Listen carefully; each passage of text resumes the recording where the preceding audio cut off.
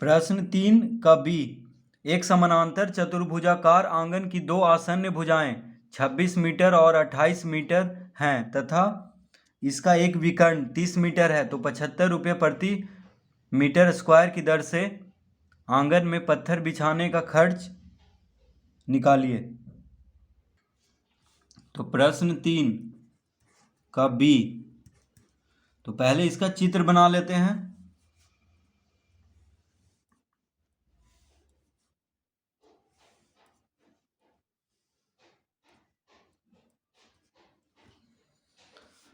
तो इसका कोई नाम दे देते हैं। मान लीजिए इसको दे दिए PQRS। ठीक है, PQRS। तो PQRS क्या है? एक समानांतर चतुर्भुजाकार आंगन है। ठीक है, समानांतर चतुर्भुजाकार आंगन यानी समानांतर चतुर्भुज के रूप का है। तो समानांतर चतुर्भुज में क्या होता है? आमने सामने का भुजा बराबर होता है और समानांतर होता है। ठीक है, यानी PQ SR के बराबर है और PQ SR के समानांतर है। ठीक है, उसी तरह QR PS के बराबर है और QR PS दोनों क्या है? समानांतर है। तो कह रहा है एक समानांतर चतुर्भुजाकार आंगन की दो आसन्न भुजाएं। आसन्न भुजाएं मतलब यानी दोनों भुजा का शीर्ष एक हो। जैसे यहाँ पे आसन्न भुजा है PQ और QR, क्योंकि दोनों Q पे मिल रहा है, दोनों का शीर्ष Q है। ठीक है, तो ये दोनों हो गया आसन्न भुजा है। उसी तरह कि कोई भी दो आसन्न भुजा को आप ले सकते हैं। तो मान लीजिए हम इसको ले लिए 26 मीटर, इसको ले लिए 28 मीटर। ठीक है, तथा इसका एक विकर्ण। अब देखिए इसका एक विकर्ण, तो इसको मिलाएंगे तभी त्रिभुज का रूप का होगा। अगर इसको मिला लिए, ये दोनों आसन्न भुजा और इन दोनों को मिला लिए तो त्रिभुज के रूप का नहीं होगा फिर तीनों भुजा, इसलिए PR को मिलाएंगे। तो अब देखिए PQR क्या हो गया? एक त्रिभुज बन गया। तो PR दिया हुआ है, तो इसका एक विकर्ण 30 मीटर है, तो 30 मीटर दिया हुआ है। ये जो विकर्ण है वो कितना है? 30 मीटर। ठीक है, तो 75 रुपये प्रति मीटर स्क्वायर की दर से आंगन में पत्थर बिछाने का खर्च। तो पहले क्या करना होगा? इस त्रिभुज का क्षेत्रफल निकालना होगा। ठीक है, फिर 2 से गुना कर देंगे तो ये पूरा चतुर्भुजाकार आंगन का क्षेत्रफल निकल जाएगा, क्योंकि ये दोनों त्रिभुज का क्षेत्रफल बराबर होता है समानांतर चतुर्भुज में। ठीक है, तो अब लिखेंगे यहाँ पे माना कि PQRS एक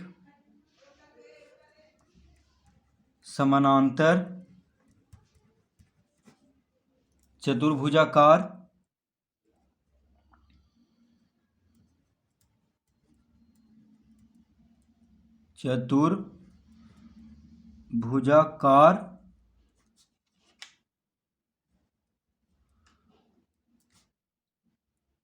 माना कि PQRS एक समानांतर चतुर्भुजाकार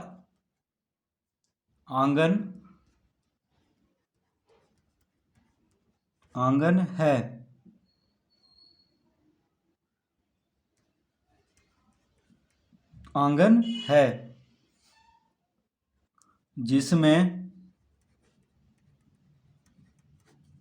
जिसमें PQ बराबर 26 मीटर,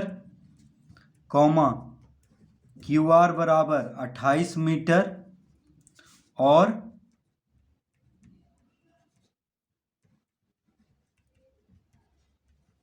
PR बराबर 30 मीटर।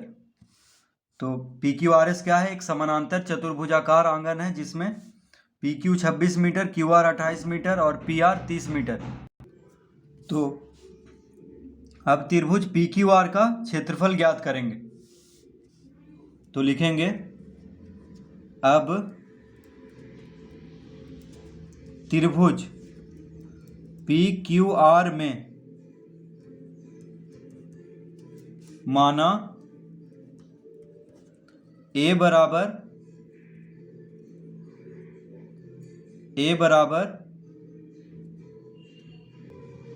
28 मीटर, B बराबर 26 मीटर, b बराबर 30 मीटर लिखेंगे और c बराबर 26 मीटर। तो क्यों ऐसा लिखेंगे?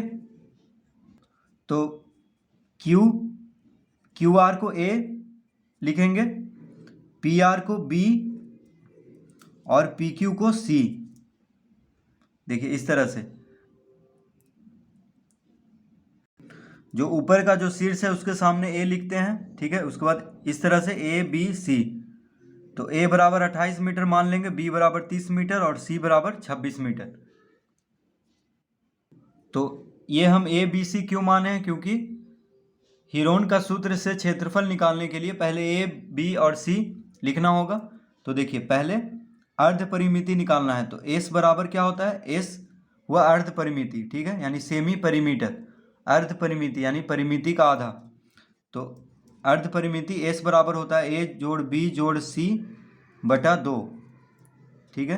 तो a कितना है? 28, b है 30 और c है 26 बटा 2 कर देंगे तो कितना आ जाएगा? बराबर 8 6 14, हाथ में रहा 1, 3 2 5, 5 2 7 1 8, 84 बटा 2,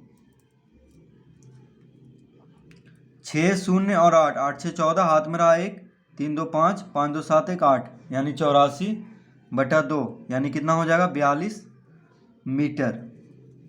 तो अर्ध परिमिति कितना आ गया? 42 मीटर। अब लिखेंगे त्रिभुज पी क्यू आर का क्षेत्रफल।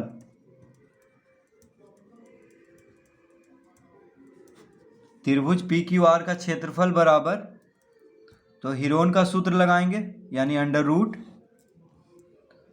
एस गुना S minus A, S minus B, S minus C. ये होता है हीरोन का सूत्र।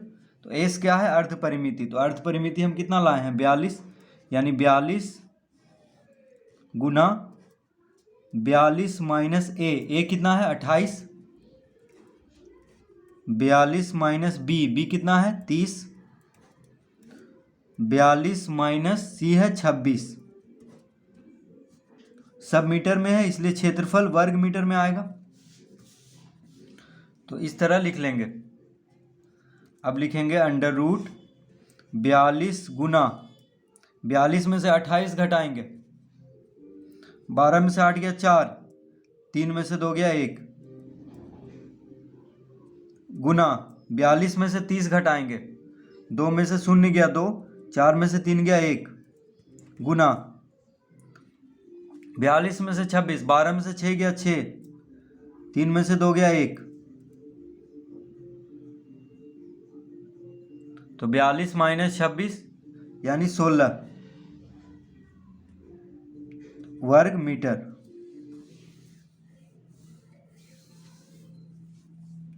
इस तरह लिख लेंगे। अब सबका गुणनखंड कर देते हैं, यानी अभाज्य गुणनखंड। तो देखिए 42 को हम लिख सकते हैं 2 गुना 3 गुना 7, देखिए 7 21, 21 दूना 42। तो 42 को इस तरह लिख सकते हैं 2 गुना 3 गुना 7, यानी 3 दूना 6, 6 7 42, यानी अभाज्य गुणनखंड कर देंगे। 14 को लिख सकते हैं 2 गुना 7, 12 को लिख सकते हैं 2 गुना 3, देखिए 3 दूना 6, 6 दूना 12।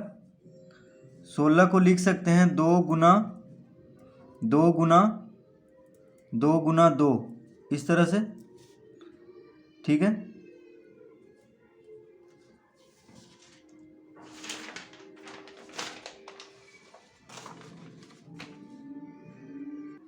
इस तरह से लिख लेंगे और यहाँ पे लिख लेंगे वर्ग मीटर, ठीक है।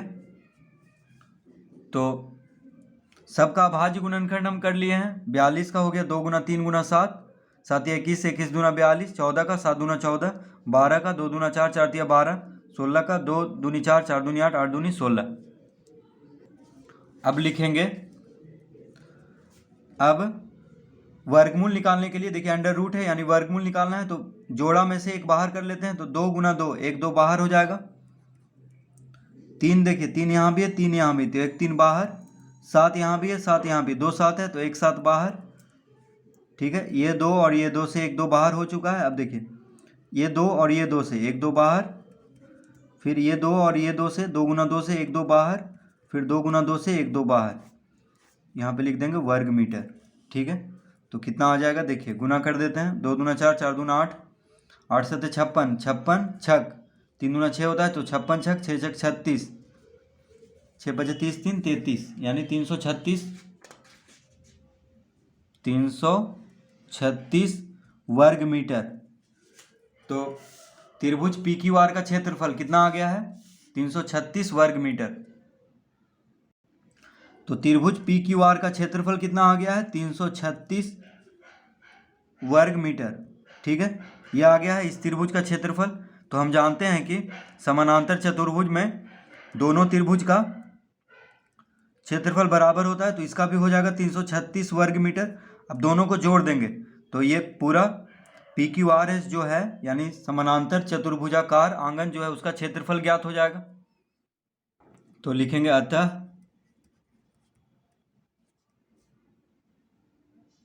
समानांतर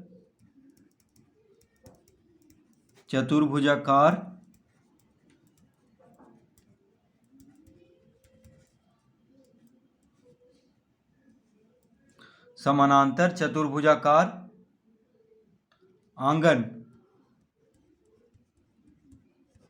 का क्षेत्रफल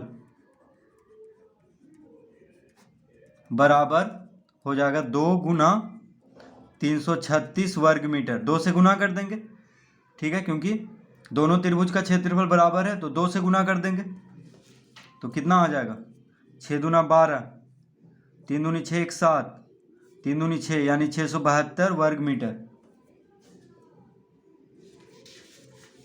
तो अब लिखेंगे 75 रुपये प्रति वर्ग मीटर की दर से आंगन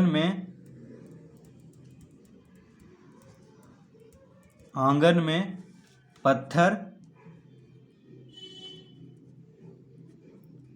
बिछाने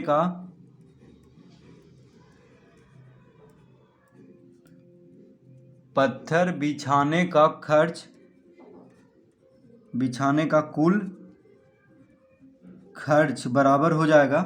देखिए 75 रुपया प्रति मीटर स्क्वायर की दर दिया हुआ है, यानी 1 वर्ग मीटर में 75 रुपया लग रहा है। तो कितना क्षेत्रफल आ गया है टोटल, यानी कुल 672 वर्ग मीटर।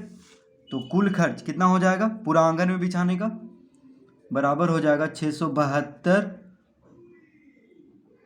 गुना 75। देखिए 672 वर्ग मीटर गुना 75, यानी 1 वर्ग मीटर का 75 रुपया, तो 672 वर्ग मीटर का 672 गुना 75 रुपया, ये रुपया में आएगा। फिर तो इसको गुना कर देंगे तो कितना हो जाएगा, तो 672 गुना 75 कर देते हैं। देखिए रफ पेज में 5 दूना 10, 7 बजे 35 1 36, 6 बजे 30 3 33, 7 दूना 14, 7 सत्ते 49 1 50, 7 छक 42 5 47, 0 6 4 10, 3 1 4, 7 3 10,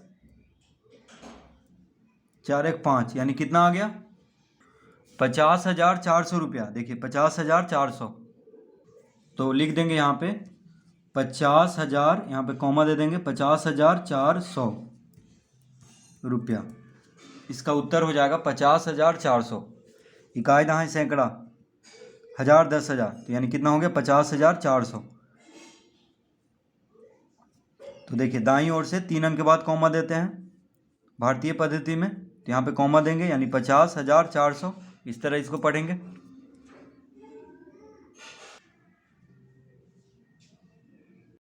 तो इस तरह इसको हल करेंगे।